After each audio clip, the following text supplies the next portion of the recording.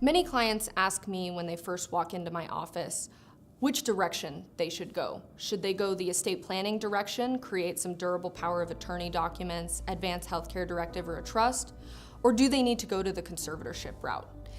And that really depends on the capacity of the individual that you're working with, right? So if someone has capacity and is able to execute estate planning documents, then a conservatorship may not be necessary at all. Unfortunately, in my practice, oftentimes people are in a position where they are only seeking my services because we've gone too far down the road of incapacity, and drafting documents at that point would not be inappropriate.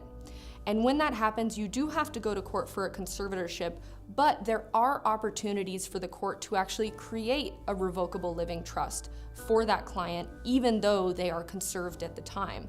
This is absolutely at the discretion of the court and whether they believe it is in the person's best interest. One reason this could be good is because there is less supervision, right? Less court time, less people involved.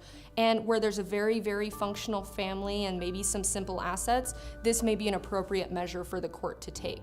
Other times where there's lots of challenging family dynamics, the court may want to retain what's called jurisdiction over this estate and won't necessarily permit one to create a revocable living trust after the conservatorship has been initiated.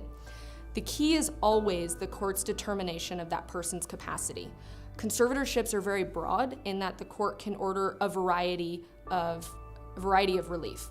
They can say that someone does still have capacity to execute estate planning documents, but potentially those documents have to be approved by the court, or they could say that someone has no capacity to make any decisions in their life and that the conservator is appointed for all of those decisions.